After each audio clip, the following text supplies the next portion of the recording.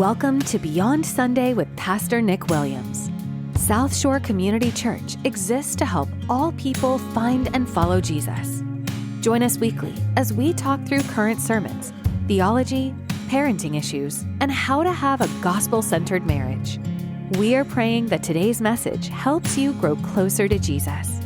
Now, here's your host, Pastor Nick.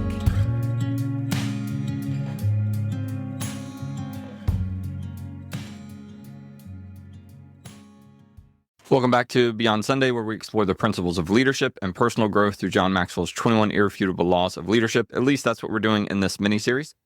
We'll be back to regular scheduled program in August. But today we're diving into the 10th law. So if you have not caught up, I encourage you to go back about a week and join us on this journey. But this 10th law is the law of connection. This law states that leaders touch a heart before they ask for a hand.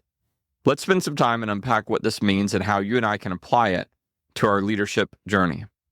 In my leadership experience, I've found that building genuine connections with people is fundamental to effective leadership. Early in my career, I focused heavily on tasks and objectives. However, I quickly learned that unless I took the time to connect with my team on a personal level, my efforts were less effective. One memorable instance involved a project that was falling behind schedule. Instead of pushing harder, I took the time to listen to my team's concerns and connect with them personally. This shift in approach not only improved morale, but also significantly boosted productivity. Now, John Maxwell defines the law of connection by saying leaders touch a heart before they ask for a hand. This means that leaders must connect with people on an emotional level before they can expect them to follow and support their vision. The heart comes before the head. If you want to inspire someone or win them over, you must connect with them first. Maxwell emphasizes that leaders cannot make the mistake of expecting people to come to them. Leaders must be available, show appreciation, listen, and get to know their people. This involves understanding their values, motivations, and concerns. Maxwell summarizes the law of connection by saying leaders touch a heart before they ask for a hand. Another way to say this is that people will not follow you until they are emotionally bought into the vision you're casting. There's also some tie-in here with the famous quote, people don't care how much you know until they know how much you care. Now, obviously, you can't connect with everyone. In an organization our size, we have about 1,200 people that come to church here. I got about 15 people on staff. And then within just the volunteer leaders within the church, probably have about 100. And I can't connect with every person here. And so my job is to connect with the staff and then be available to connect with the next leaders coming into the church. You have to make sure that your time is spent well. 1 Thessalonians 2:8 says, so we cared for you. Because we loved you so much, we were delighted to share with you not only the gospel of God, but our lives as well. I love this verse. This verse highlights the importance of sharing our lives and genuinely caring for others to build meaningful connections. It's not just about sharing the gospel, although that's our primary concern. But he said, man, I'm sharing our lives with you as well because I care. Consider the story of Jesus and Zacchaeus in Luke 19. Jesus took the time to connect with Zacchaeus personally by visiting his home and showing genuine interest in his life. This personal connection led to Zacchaeus' transformation and willingness to follow Jesus' teaching. John Maxwell once said that you develop credibility with people when you connect with them and show that you genuinely care and want to help them. This quote emphasizes the importance of genuine care in building connections. Another insightful quote is from Theodore Roosevelt. People don't care how much until they know how much you care. This underscores the necessity of showing care and empathy before expecting others to follow your lead. For just a moment, imagine a manager who walks through the office, always in a rush, never takes the time to engage with their team. This manager is likely to be seen as distant and unapproachable. Now consider a manager who takes the time to listen to their employees, ask about their well-being, and show appreciation for their efforts. This manager builds trust and loyalty, leading to a more motivated and productive team. Consider the example of Fred Rogers, the beloved host of Mr. Rogers' Neighborhood. Fred Rogers was known for his genuine care and connection with children and adults alike. His ability to connect on a personal level made his messages of kindness and empathy resonate deeply within his audience. Maxwell also shares a story about a leader who realized that his team was not fully engaged with the organization's vision. Instead of pushing harder, he took the time to connect with each team member, understanding their personal goals, and then helping them align with the organization's objectives. This personal connection led to increased buy-in and a more cohesive team effort. Now, for just a moment, let's talk about how you and I can apply the law of connection to our own leadership journey. 4 things. Number 1, connect with yourself. How do you connect with yourself? You must know who you are and value who you are.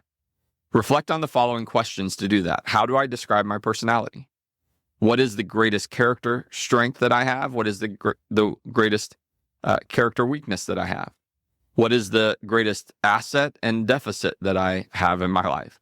How well do I relate to others? Rank yourself on 1 to 10 scale. How well do I relate to others? How well do I communicate with others? How likable am I? Ask the 3 people in your life that you trust to answer these questions as well and compare the responses. Sometimes we have a blind side, and what we think is a strength is actually a weakness. So let some people speak into your life. Value your strengths and pursue personal development in your areas of weakness. Number 2, be present and available. Slow down when you are walking the halls or connecting with employees. Do not rush. Take the time for people and be genuinely present in your interactions. Number 3, improve communication skills. Rate yourself as a public speaker on a scale of 1 to 10. If you are lower than an 8, plan professional development for yourself in this area. And when I say public speaker, it's not always about standing on a stage and speaking to people. How you publicly speak, how you engage the vision of your organization with your team matters. Read communication books, take a class on public speaking, improve your communication skills. Number 4, here are some guidelines for connecting with others.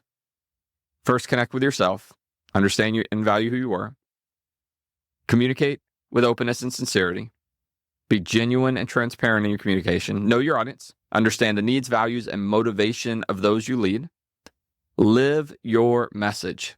Model the behaviors and values that you expect from others. Go where they are. Meet people in their space, both physically and emotionally. Focus on them, not yourself. Prioritize the needs of your team and concerns over your own. And you can't do that all the time, but the more you can build that into your life, I promise you, the stronger your team will become. Believe in them. Show faith in their abilities and potential. Offer direction and hope. Provide clear guidance and inspire optimism.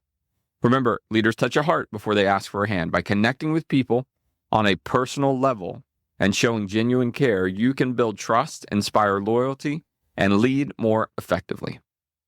Today, we explored the law of connection, how touching hearts before asking for hands is crucial for effective leadership. By focusing on building genuine connections, you can transform the way you lead and impact those around you. Join us the next time as we delve into the 11th law, the law of the inner circle. Thank you for listening today. If you enjoyed today's episode, please subscribe, leave a review, share with a friend. Until next time, keep growing and leading with purpose.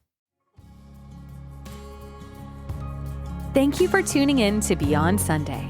We hope the conversations and insights shared here have brought you encouragement and have deepened your journey of faith.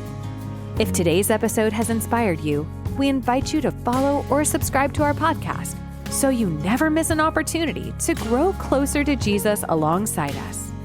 Don't forget to share this podcast with friends and family who might be blessed by it too.